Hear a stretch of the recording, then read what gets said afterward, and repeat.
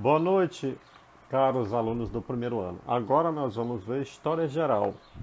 Vamos falar dos povos do Oriente Médio Antigo, Mesopotâmia, Fenícia, os persas e os hebreus.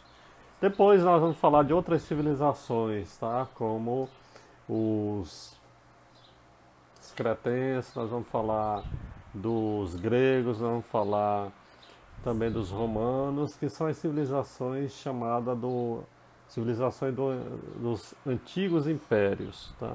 Esse conteúdo de hoje, ou seja, já fala sobre a Mesopotâmia, a Fenícia, persas e hebreus, vocês vão ter esse conteúdo no livro didático, nas páginas 50 a 65.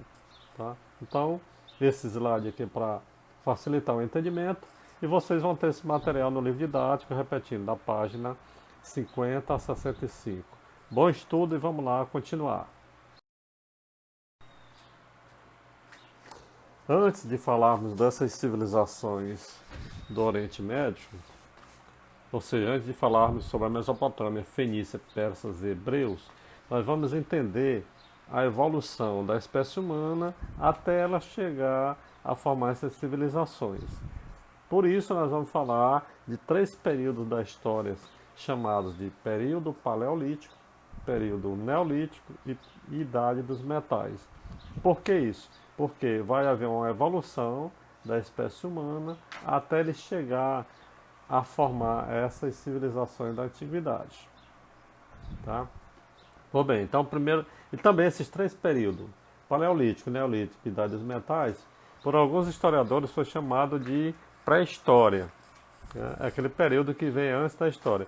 Mas na atualidade isso não é aconselhável você dividir pré-história da história, porque tudo isso refere-se à história da humanidade.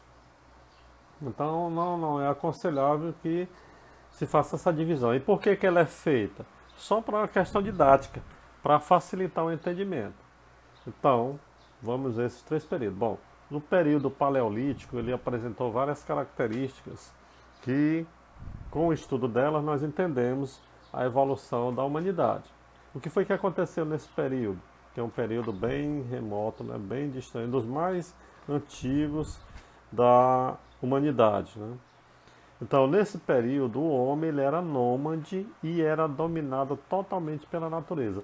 E o que é um homem nômade? É aquele que vivia se deslocando de uma região para outra. Por quê? Porque ele vivia da caça, da pesca e da coleta de frutos e raízes para sobreviver. Né? Se abrigava em cavernas, né, para se proteger do, do, da chuva, do sol, às vezes, né, das tempestades e também dos animais selvagens que poderiam molestá-lo. Eles produziam ferramentas simples, né, que era geralmente feita de osso, de pedra e de madeira, né, ferramentas cortantes para lhe ajudar no dia a dia na sua sobrevivência. Né. E aos poucos, com esses instrumentos, eles foram, né, se aperfeiçoando e melhorando o seu convívio com a natureza, né? Passando a ter melhores condições de vida. Um fato importante nesse período, no período paleolítico, foi o uso, o controle e a descoberta do fogo pela humanidade. Por que foi importantíssimo? Porque quando o homem passou a fabricar, né, a criar o fogo e a controlar, esse uso do fogo lhe trouxe transformações no seu porte físico e no seu modo de pensar, no seu intelecto, que a gente chama de evolução física e evolução cultural. Tá? Porque, ó, é só você imaginar, quando ele usou o fogo, ele passou a se aquecer. Então, quando ele começou a se aquecer, diminuiu bastante aqueles pelos que ele tinha, né? Que o pelo é uma defesa do organismo que lhe ajudava a se proteger do frio.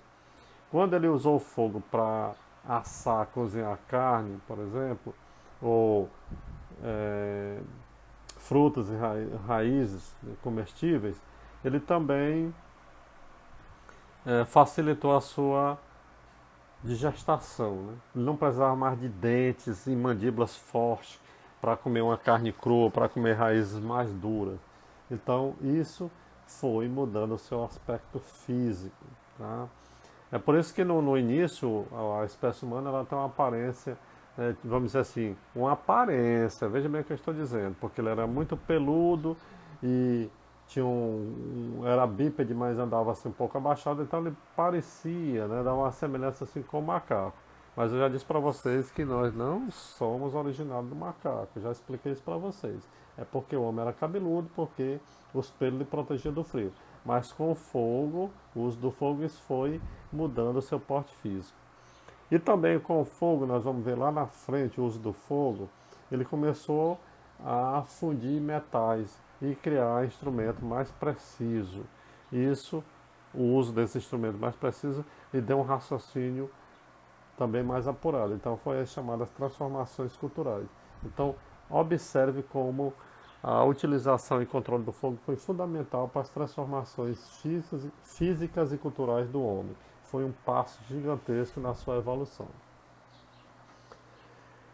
Ainda nesse período, o homem passou a desenvolver uma espécie de arte rupestre. É uma arte simples, né, com pinturas feitas em cavernas. Tá? Fez também estatuetas simples, como a de Vênus, que é uma mulher geralmente com aspecto de grávida, que simbolizava a fertilidade. Então, é um período muito remoto, muito distante, há bilhões de anos atrás, onde o homem era totalmente dominado pela natureza. No próximo slide, nós vamos ver o período neolítico. Bom, no terceiro slide, nós vamos ver os dois outros períodos que completam a fase inicial da história ou pré-história. Então, período neolítico, vamos ver suas características. Tá? Então, o que foi que aconteceu nesse período? Esse período é um dos mais importantes e muito cobrado no Enem, nos vestibulares, porque ele é conhecido também como a chamada Revolução Neolítica. Por quê? Porque nesse período, o homem, a humanidade desenvolveu a agricultura e a pecuária. Né? Ou seja, ele passou a produzir, ele passou a cultivar e a criar animais. Isso significou o quê? Que ele estava garantindo a perpetuação da sua espécie. Ou seja, a partir dali, a espécie humana jamais iria morrer de fome. Diferentemente do período anterior, que ele tinha que estar se deslocando de uma região para outra região para sobreviver, buscando alimento.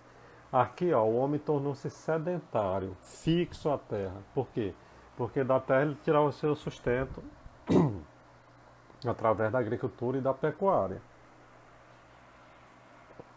Ocorreu também uma divisão de atividades, né, ou divisão sexual, entre o homem e a mulher, cada um definindo suas atribuições. O homem, por ter um porte físico mais avantajado, ele cuidava das atividades mais rústicas, tipo a plantação, a caça de animais, a construção de edificações. E a mulher cuidava da reprodução humana e cuidava também do lar, das coisas de casa. Tá? Muito bem, com a produção agrícola e pecuária, nós vamos ter um excedente de produção.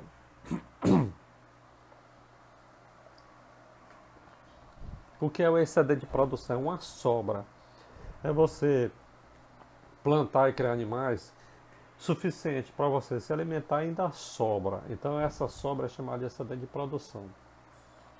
E algumas pessoas dos grupos humanos, elas começaram a se apropriar desse excesso de produção, diferenciando-se dos demais. Ou seja, essa diferenciação de pessoas que passaram a ter um excesso de produção formaram as chamadas classes sociais. Ou seja, aqueles que ficaram com excesso de produção e ficaram com bens, passaram a ter uma classe social diferente daqueles que não tinham nada. Trazendo para a linguagem mais simples, né? A partir daí você passou a ter pessoas ricas que tinham bens e as pessoas pobres que não tinham nada e por consequente passaram a ser exploradas por esses que tinham esse excesso de produção. O surgimento assim das classes sociais é considerado o mal da humanidade, porque é a partir daí que o homem explora o próprio homem. Nesse período eles desenvolveram a fabricação de cerâmica. Veja que agora eles já estão usando objetos mais bem trabalhados, e a cerâmica era exatamente para armazenar aquele excesso de produção, porque aí esse excesso produzido ele iria durar mais tempo nesse armazenamento. E a mulher passou a ter né, um certo prestígio, porque a partir daí o homem começou a assimilar que ela era importante na procriação. Então veja como o período neolítico é um período que teve grandes transformações, grandes acontecimentos. Por isso ele é chamado de um período neolítico ou revolução neolítica, onde neo quer dizer novo, é um novo período, né? Neolítico, novo período, onde a humanidade passou a plantar e a criar animais, a garantir a sua perpetuação da espécie. E a terceira fase e última desse período é a chamada Idade dos Metais. Como eu disse para vocês, com o uso e controle do fogo, o homem observou que algumas pedras elas se derretiam com o calor do fogo. Então ele observou que ele poderia criar conchas ou criar formas e lá colocar aquele metal derretido e criar objetos do jeito que ele quisesse. E assim ele vai fazendo objetos de uso doméstico e também objetos de guerra, como as lanças, as facas, as flechas, que vão se tornar instrumentos muito nocivos, muito letal, e com as guerras o efeito vai ser muito devastador. E aí o homem passa cada vez mais a dominar a natureza, a dominar animais selvagens e a dominar o próprio homem. O homem explora o próprio homem.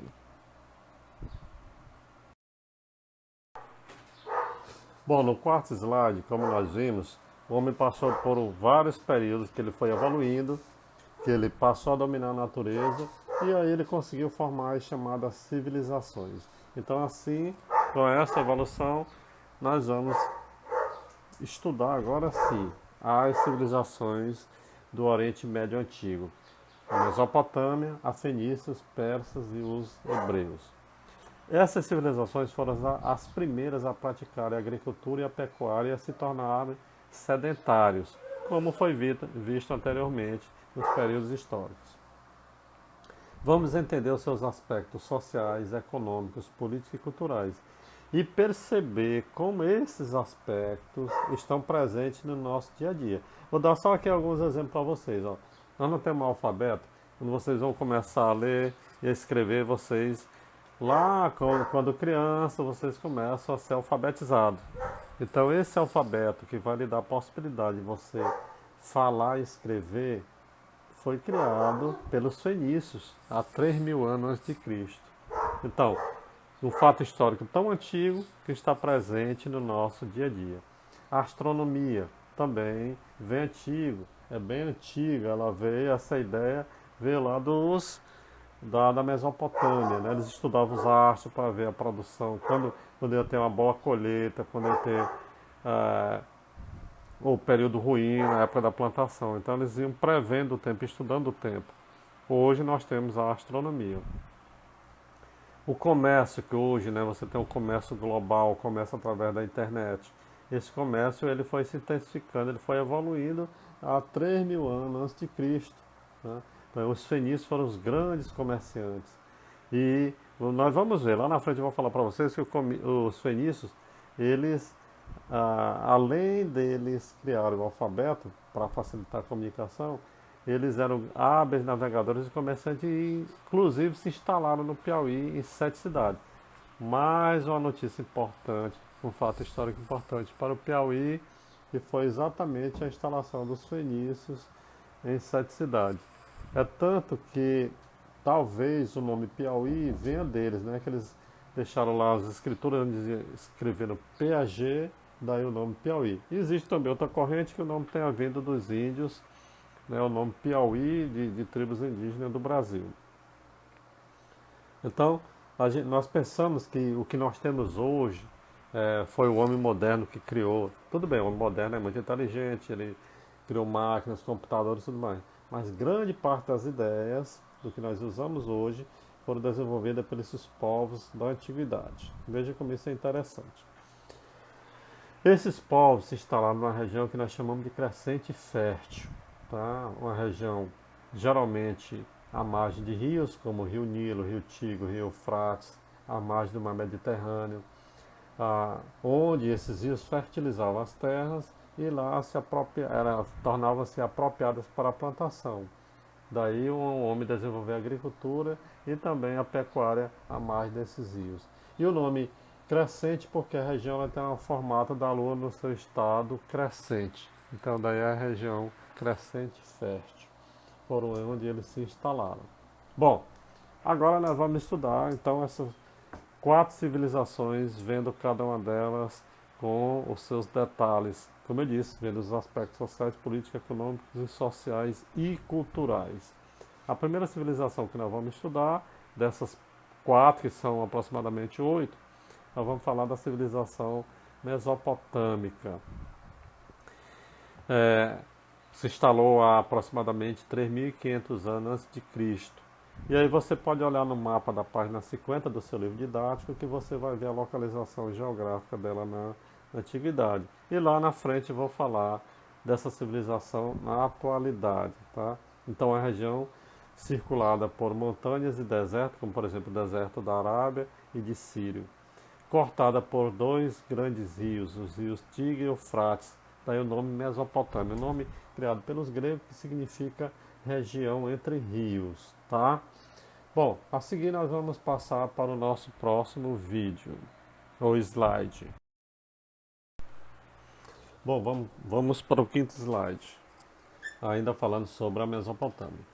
Ora, se o termo Mesopotâmia significa entre rios, ou seja, Mesopotâmia estava entre as regiões dos rios Tigre e Eufrates, a nossa capital Teresina também pode ser considerada uma capital mesopotâmica. Por quê? Porque ela está entre os rios Poti e o rio Parnaíba. E veja como os rios são importantes. Ó. Aqui para nós, Teresina, esses rios, eles já foram muito importantes na parte fluvial, era muito utilizado barcos de navegação, tá? Navegação fluvial. E também já foi muito utilizado como lazer as famosas prainhas no Parnaíba e a curva de São Paulo no Poti. E também a questão da alimentação, a produção de peixes, que ainda é significativa. Então, assim como aqui em Teresina, a Mesopotâmia também, e o Egito e outras civilizações antigas, em muito tiraram proveito dos seus rios. Muito bem, a Mesopotâmia então, ela tirou proveito dos rios Tigre e Eufrates. Para isso, eles desenvolveram as chamadas técnicas hidráulicas, que consistia em construção de diques, barragens, irrigação e drenagem, que tornou a agricultura bem produtiva para aqueles povos. E veja como essas técnicas estão no nosso dia a dia e são muito importantes para a gente hoje. Caso alguns de vocês façam engenharia civil ou arquitetura, coisa do tipo, vocês vão estudar muito as técnicas hidráulicas, técnicas envolvendo a utilização da água. Então, os diques, eles servem, né, para barrar o excesso de água, as barragens elas acumulam água, a irrigação é para levar água para onde não tem água, para regiões mais secas, e a drenagem é utilizada para tirar o excesso de água.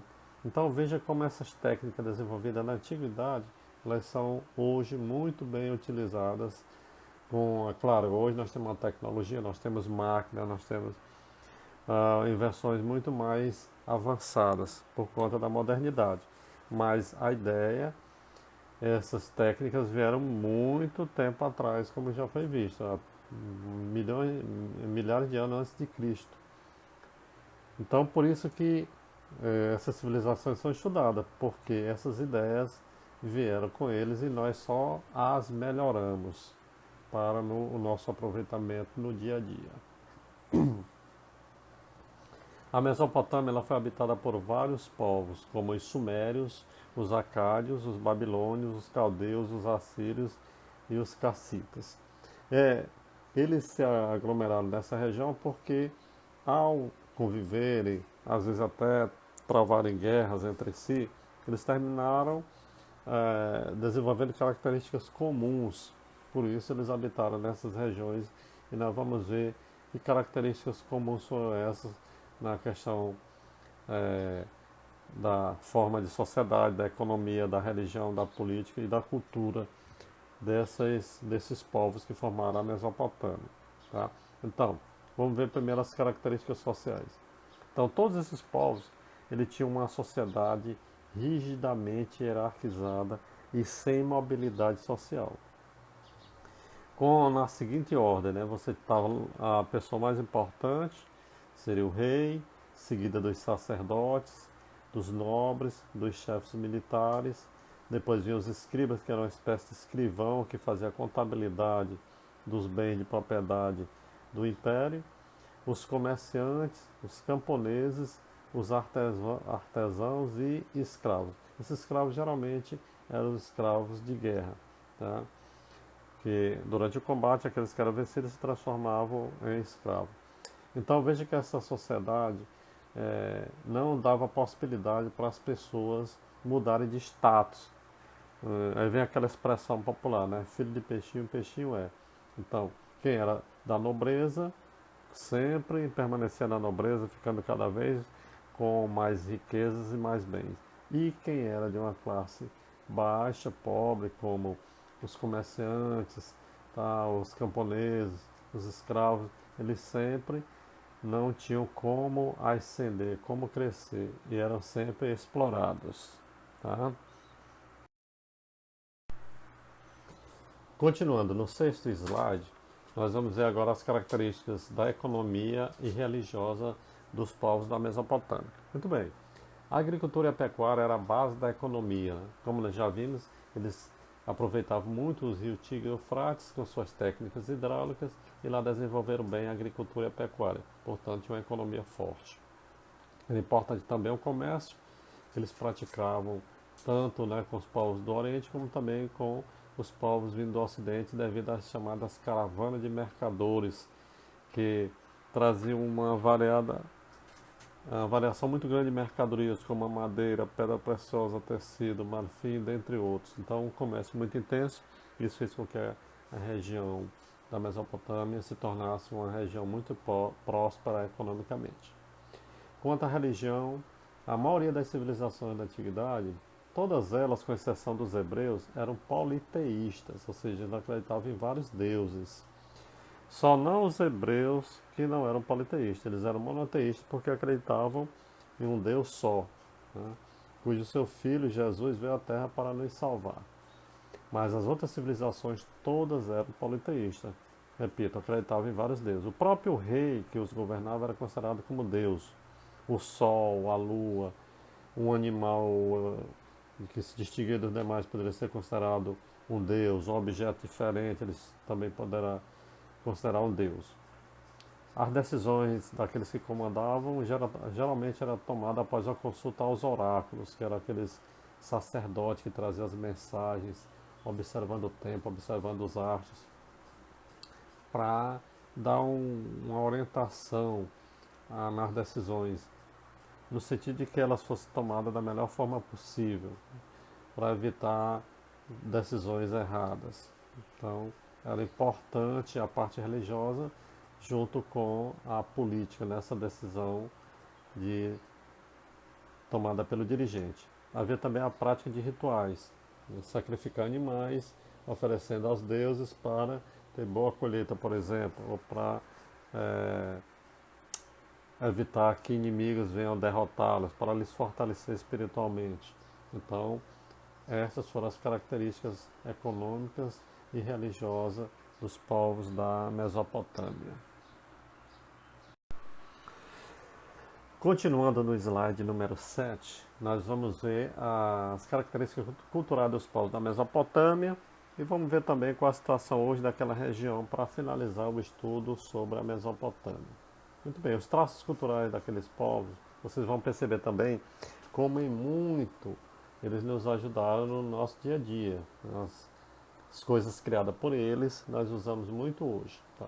O desenvolvimento da matemática, a parte de cálculo, de geometria, tudo isso eles já trabalhavam, já desenvolviam com bastante desenvoltura. Né?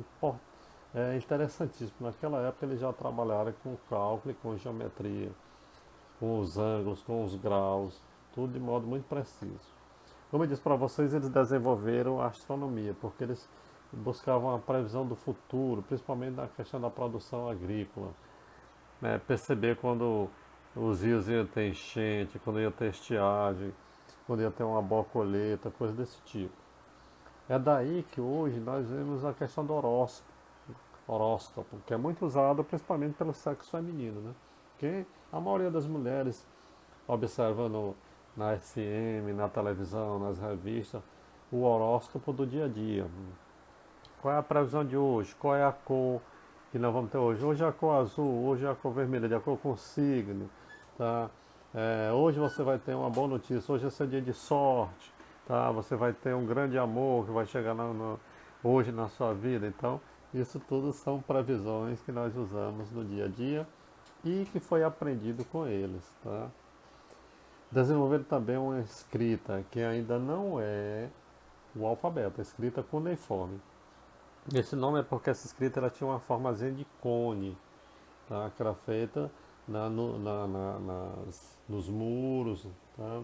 Nas rochas, tá? Que tinha como finalidade ajudar os escribas na contabilidade, controle dos bens do Estado, né? Do rei da civilização. E também foram usados para depois elaboração de leis, doutrinas, dentre outras coisas. Então, a cuneiforme, né, da Mesopotâmia, depois a hieroglífica dos egípcios foram as primeiras formas de manifestação de sinais de comunicação. Foi importante também destacar que os mesopotâmicos criaram o primeiro código de lei, chamado Código de Hammurabi, na época do seu grande rei, chamado Hammurabi, né, por volta de 1750 a.C. Então, o código é uma espécie de lei, né? Hoje, trazendo para hoje, nós temos, por exemplo, o Código Civil Brasileiro, conjunto de leis que estabelece direitos e deveres no convívio da sociedade. Então, o código é isso, é um conjunto de leis. Então, na época, eles já criaram esse código, onde ele estabelecia a punição proporcionalmente ao crime cometido. Então, quanto mais grave o erro cometido, maior seria a punição. Daí ficou aquela expressão, né? Olho por olho, dente por dente. Então, punir de acordo com o crime cometido. Né? Então, isso é muito usado hoje na nossa legislação penal e também nos países do mundo todo. Tá? Você vê, você comete um pequeno delito, você tem uma pequena punição. Se você comete um crime grave, você vai ter uma pena máxima. No nosso caso, são 30 anos de reclusão. Então, as nossas leis, elas vêm daí, do Código de Hammurabi. E hoje, a Mesopotâmia? A Mesopotâmia corresponde, na atualidade, àquela região do Iraque e uma parte do Irã. Tá? E vocês sabem que o Iraque é uma região, na atualidade, que tem um governo provisório, porque lá passou por uma série de conflitos político-religiosos, porque lá prevalece a religião islâmica, onde você tem a presença do muçulmano, e você tem seitas radicais, onde tem aqueles homens bomba que matam milhares de pessoas inocentes. Por conta disso, a ONU passou a intervir na região. A ONU é a Organização das Nações Unidas, que é liderada pelos países mais poderosos do mundo, e a ONU passou então a intervir na região, mantendo lá um governo provisório sob sua regência até que a região passe por uma calmaria, por uma estabilidade, para que o Iraque possa eleger seu próprio presidente e seguir seu destino como anteriormente. Né? Então hoje o Iraque é uma região de conflito político e religioso, uma região de instabilidade e que está sofrendo a intervenção da Organização Mundial, da ONU, organização que cuida, né, da paz mundial. Tá? Bom, então assim nós encerramos o slide número 7 e logo vamos para o 8º. Bom, no slide número 8, nós vamos estudar agora a Fenícia, né? Estudamos a civilização da Mesopotâmia, agora vamos estudar a civilização da Fenícia. De aproximadamente 2.700 anos antes de Cristo. E você pode ver isso, essa civilização, no mapa da página 50, como está mostrado aqui no slide. São descendentes semitas, ou seja, na Bíblia, né, aquelas famílias originárias de Noé, que foram se reproduzindo até chegar aos que essa família dos semitas. Localiza-se à margem do mar Mediterrâneo, nas montanhas do Líbano, uma região muito rica em cedro, que é uma madeira nobre. E foi desse cedro exatamente que os fenícios construíram seus navios, que o cedro é uma madeira nobre, ela é muito resistente, é leve, então isso dava uma vantagem muito grande dos seus navios comparado com os outros, porque também o cedro ele não dá inseto para destruir, como o cupim. Então é leve, resistente, tá? E deixava o navio com uma agilidade muito grande. Isso foi um mérito dos fenícios que souberam aproveitar, já que a região era montanhosa, não dava muito para desenvolver a agricultura, eles usaram o cedro para construir seus navios, daí eles se transformaram em grandes comerciantes marítimos. Tá? Por conta disso, através desse comércio marítimo, eles se destacaram na arte da pesca e principalmente na produção têxtil, produção de tecido. Eles desenvolveram uma pintura especial, principalmente a cor vermelha, ao tirar moluscos das margens do mar Mediterrâneo e conseguiram dar uma tintura vermelha muito forte e uma tintura que permaneceu por muito tempo no tecido, sem descolorir o tecido, sem manchar o tecido. E como vocês sabem, a cor vermelha ela é muito utilizada para denotar poder. Então, muito usada pelas autoridades, os romanos usavam bastante. Hoje, quando você tem uma palestra, quando você tem um desfile, quando você tem a entrega de troféus, tá certo? Aqueles que são premiados nos festivais de cinema, você vê que tem o famoso tapete vermelho, onde os artistas e celebridades desfilam sobre aquele tapete. Então a cor vermelha ela sempre vai denotar o poder. Então essa produção têxtil dos fenícios lhe deu uma grande vantagem comercial na sua famosa indústria têxtil. Tá? E para eles se destacarem mais ainda no comércio, então como eles eram hábeis navegadores e tinham uma produção comercial muito grande de peixe e de tecido, eles desenvolveram o alfabeto, tá? Que aí já não era mais escrita, era uma coisa bem mais aprimorada, que era exatamente a questão de você associar símbolos e som, tá? Onde isso gerou um feedback, onde as pessoas falavam e as outras entendiam, ou então escreviam e as pessoas passavam a ler e a entender. Então veja como isso foi importante. Tá? Então o alfabeto não é da atualidade, ele vem aí dos fenícios há 2700 anos antes de Cristo. Tá? E como eles eram hábeis navegadores, andaram pelo mundo todo, como eu disse para vocês, eles chegaram ao Piauí, em 7 cidades. Como é que nós sabemos disso? Porque lá eles deixaram os seus desenhos rupestres, tá? Que comprovam que eles lá realmente tiveram. Inclusive há uma suspeita, há uma possibilidade de que o nome do nosso estado tenha sido criado por eles, né? Piaget, que daí se transforma em Piauí. A outra discussão é que pode ser um nome de origem tupi, né? O nome Piauí. Então, de qualquer maneira, o Piauí mais uma vez é agraciado na história com a presença dos fenícios em 7 cidades. Já tivemos a presença do homem americano em São Raimundo Nonato, na Serra da Capivara, e agora a presença dos fenícios em 7 cidades. Tá? A estrutura política daquela civilização era a formação de cidades-estados, né? Autônomas, com suas próprias leis, seus próprios governos. Podemos citar Biblos, Sidon e Tiro, né? Que produziam papel, para utilizar no alfabeto, como eu disse para vocês. Então, desenvolveram o comércio e criaram várias colônias, onde eles tinham uma dinâmica muito grande da compra e venda. Como Cartago, no nordeste da África, que vai ser uma região importante que depois de conquistada por Roma, Roma passa a ser uma das potências muito grande na antiguidade, vai ser um dos maiores impérios da antiguidade. Então aqui são as primeiras informações nesse slide número 8 sobre os fenícios. Nós vamos fechar a informação sobre os fenícios no próximo slide, o slide de número... Bom, aqui no slide número 9 nós vamos fechar as informações sobre os fenícios. Como foi dito para vocês, o desenvolvimento comercial garantiu a eles uma troca cultural e o aprimoramento dos meios de comunicação, graças ao alfabeto criado por eles, tá? Que é, como eu disse para vocês, um conjunto de símbolos e sons que permitia o entendimento das partes, facilitando o comércio. Então, como eu disse para vocês, o nosso alfabeto vem lá dos fenícios, tá?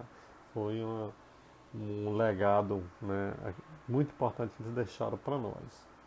E o Líbano, a Fenícia hoje corresponde a quê? Corresponde ao país conhecido chamado de Líbano, né? Ali às margens do mar Mediterrâneo, mas que é um país, a exemplo do Iraque, tá? Marcado por conflitos políticos religiosos, devido à presença de seitas radicais como a dos xiitas, que vem do islamismo, praticada pelos muçulmanos, que é uma das maiores religiões do mundo na atualidade. Nós temos duas grandes religiões, que é o cristianismo e o islamismo. Tá? Então, sendo que os muçulmanos que praticam o islamismo, eles são mais radicais. Existe, como eu disse para vocês, aqueles homens bombas, né, que sacrificam sua vida em nome da religião. E isso prejudica muitas pessoas e termina causando a morte de inocentes como crianças, mulheres e idosos, que não tem nada a ver com essa briga política religiosa. Agora nós vamos para o próximo slide e estudar a civilização persa, slide número 10. No slide número 10 nós vamos estudar a nossa penúltima civilização desse primeiro estudo, que é a civilização persa, que se instalou há 2000 anos antes de Cristo. Tá? Você pode observar isso no mapa na página 50 do nosso livro didático. Essa civilização ela passou a existir com a união de tribos.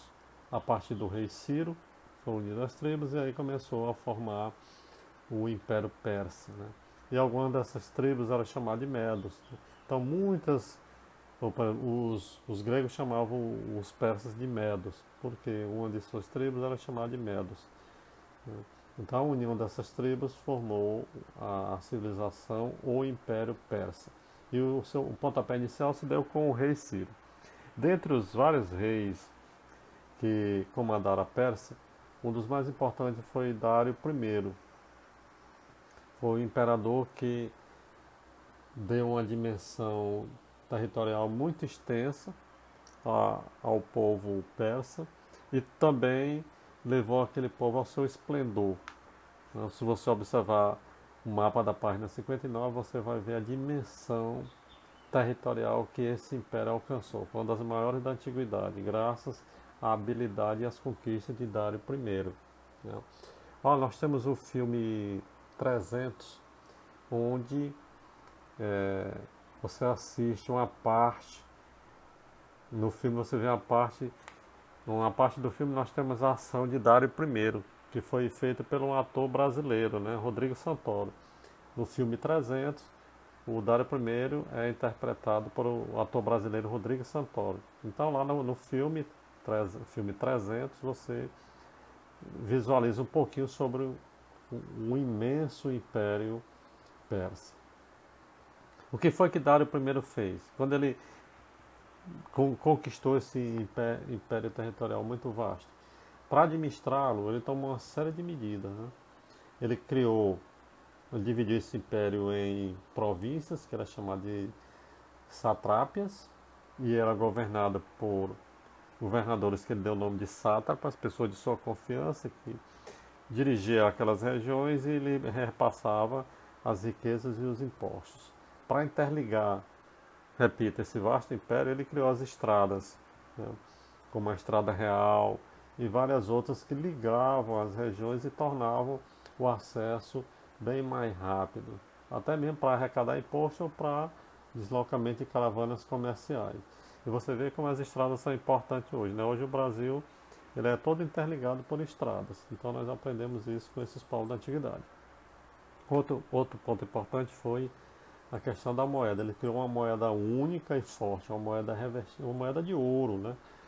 E se ela era de ouro, ela tinha um valor significativo, né? Que tornava aquela moeda bem cobiçada e bem referência para as outras civilizações, como por exemplo o dólar, é uma moeda forte, porque é de um país rico, promissor, que pode bancar e sustentar aquela moeda. O euro também, a libra esterlina, tá, da Inglaterra, dentre outras, tá? O marco da Alemanha. Então, uma moeda forte, ela é importante porque ela, ao ser comercializada, ela enriquece cada vez mais o país que a criou. Outra coisa importante foi a criação dos correios e a cobrança de tributos. Você vê como os correios são importantes. Mesmo hoje, nós com a tecnologia toda da internet, mas nós precisamos muito dos correios, porque eles levam e trazem correspondência e trazem também as mercadorias que muitas vezes nós compramos via internet. E uma coisa interessante com relação aos tributos, que eles fizeram diferente das outras civilizações. Eles, ao conquistar uma civilização inimiga, eles respeitavam a cultura daquele povo, os deuses daquele povo, as tradições daquele povo, desde que eles pagassem os tributos, que era interessante para enriquecer o império cada vez mais. Então, isso aí foi uma ação muito importante para evitar que houvesse revoltas do povo dominado, porque o povo se sentia livre para praticar seus cultos religiosos e com isso o Império Persa ia ganhando por receber os seus tributos. Então tudo isso foi fazendo com que o Império Persa, na época de Dário I, atingisse seu esplendor de riqueza e sua extensão territorial máxima possível. No slide número 11, nós vamos finalizar as informações sobre a civilização persa. Vamos falar da sua religião, que também influenciou muito as religiões do mundo de hoje, a religião islâmica, a religião cristã, a judaica. E vamos falar da situação hoje correspondente ao território do antigo Império Persa, que é o Irã. Muito bem. Quais eram as características da religião persa? A religião era chamada Zoroatrismo. Aí, por volta de 600 a.C., fundada pelo profeta Zarastra, que consistia na luta entre o bem e o mal. Isso a gente chama de dualismo. Né? Então, existia uma luta, um duelo entre o bem e o mal, igual o que acontece hoje com a nossa religião. Né? Nós somos orientados, qualquer que seja a nossa religião, nós somos orientados sempre a praticar o bem e deixar de lado o mal, deixar de lado as coisas ruins. Então nós estamos constantemente nessa luta entre o bem e o mal. Essa religião ela foi influenciada pelos persas, chamada então de Zoroatrismo. Né? Com dois grandes deuses, tá? Arud Mazda, que era a divindade da luz, portanto do bem, da verdade, e que deveria prevalecer sobre tudo. E Ahriman, divindade do mal, tá? Da mentira, da falsidade, que deveria ser evitado por todos. Assim as pessoas teriam livre arbítrio, ou seja, as pessoas poderiam escolher entre a prática do bem e a prática do mal. Tá? Claro que a intenção, o aconselhamento era de que você sempre procurasse praticar o bem. Então, nós percebemos que essa religião zoroastra, ela influenciou muito o judaísmo, o cristianismo e o islamismo na nossa atualidade. E é assim que nós nos comportamos, né? Procuramos sempre fazer o bem e evitar o mal. Então, aí é mais uma cultura que nós herdamos dos persas. Hoje, qual é a situação? O Império Persa corresponde ao território do Irã. Né? É um país islâmico, de regime político e religioso autoritário e isolado. Né? Então, nós temos pouca informação, você vê nos jornais a nível nacional, que dificilmente os repórteres têm acesso àquele país, porque é um país muito autoritário, né, muito radical, o islamismo é fortíssimo, né, as pessoas lá facilmente são condenadas à execução, né, à morte, não pode contrariar o seu chefe religioso militar, né, que ele segue as tradições islâmicas. Então, o chefe do Irã, né, que lá não é chamado de presidente, ele é o chefe político e religioso, tá certo? Assim, nós temos uma região muito isolada, é um país rico, né, um grande produtor de petróleo, mas de pouco acesso. Então, aí nós finalizamos as informações sobre o Império Persa e vamos ver o último povo dessa região do Oriente Médio, que vai ser os hebreus. No nosso penúltimo slide, o slide de número 12, nós vamos falar da civilização hebraica, dos hebreus.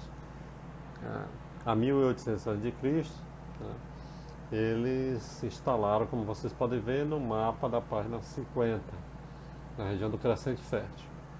Então, sua história foi marcada por conflitos territoriais e constantes migrações, pois foram dominados por vários povos, como os egípcios, os babilônicos da Mesopotâmia, o povo persa e romanos.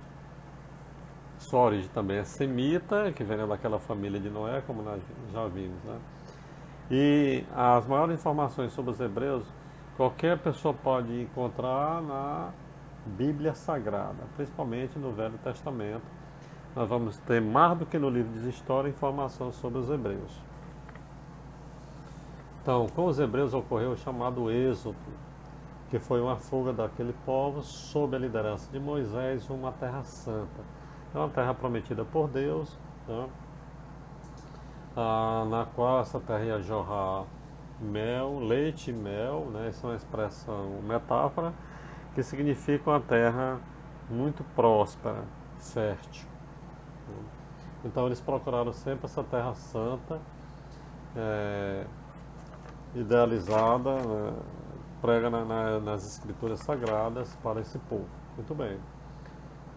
Durante esse êxito, esse percurso, essa fuga, né, Moisés, que conduziu os hebreus, ao chegar no Monte Sinai, ele recebeu os 10 mandamentos de Deus, que seria o norteador da vida das pessoas, tendo como base os pilares da ética e da moral, né? Então, até hoje, né, quem segue a religião católica, eu acho que também a maioria das religiões, nós devemos sempre trabalhar a ética e a moral.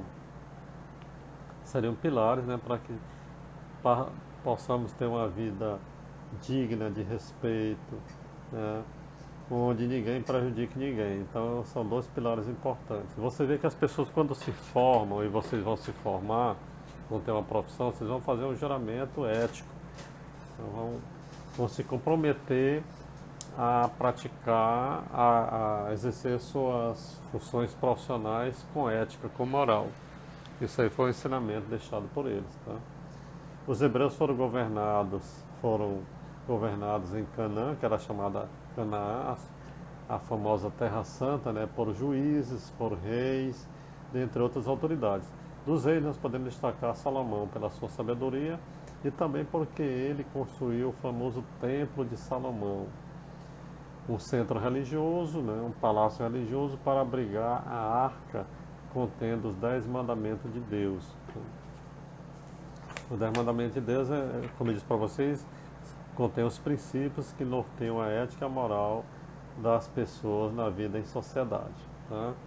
Então, o Estado hebreu, ou hebraico, ele foi dividido em reino de Israel e reino de Judá, que nós vamos estudar no nosso próximo e último slide. Bom, meus amigos, agora nós vamos para o último slide, 13ª lâmina, e vamos concluir o estudo sobre os hebreus. Como eu disse para vocês, foram divididos em 2 estados, Israel e Judá, logo após a morte do rei Salomão. E essa divisão enfraqueceu o império, né, porque eles foram dominados pelos assírios, depois pelos caldeus, e com os caldeus nós tivemos o famoso cativeiro da Babilônia. Cativeiro, o nome já está dizendo, se você se tornar aprisionado, explorado.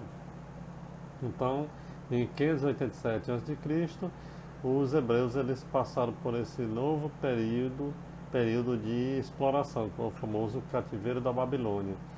Então, como foi dito no início, né, os hebreus eles sofreram uma série de conflitos territoriais e migrações. e aí mais uma delas foi o chamado cativeiro da Babilônia. Tá? Com o passar do tempo, os hebreus ficaram conhecidos como judeus.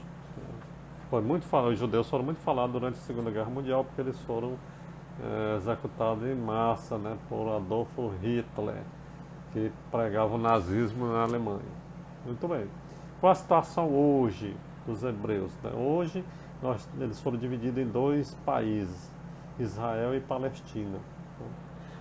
Nos jornais a nível nacional, a gente vê falar muito sobre Israel, tá? Cuja capital é Jerusalém, e o primeiro-ministro, que é aquele que governa, ele é muito falado, ele aparece muito na televisão, né, que é o Benjamin Netanyahu, né? E a língua oficial é o hebraico. Então, o Estado de Israel é uma potência ali no Oriente Médio, tá? Inclusive ele domina as regiões próximas, e outra parte do povo hebreu formou a Palestina. A capital é Ramallah ou Jerusalém Oriental. E o presidente é Mahmoud Abbas e a língua oficial é a árabe. Tá? A Palestina é menos desenvolvida do que Israel, mas são duas regiões ainda que nós temos um conflito político-religioso na região. Bom, meus amigos, espero ter ajudado vocês nessa unidade, né? Ela é bem extensa, mas você tem todo esse material no livro didático, e esse slide eu tentei aqui passar uma informação bem simples para vocês e mais clara possível. Não esqueça de fazer as atividades que estão nas páginas 66, 67 e 68, tá? Para concretizar os estudos. Você lê, né, o conteúdo, observa esses slides que eu passei para vocês e depois faz exercício, repito, páginas 66, 67 e 68. Boa noite, foi um prazer e até a próxima.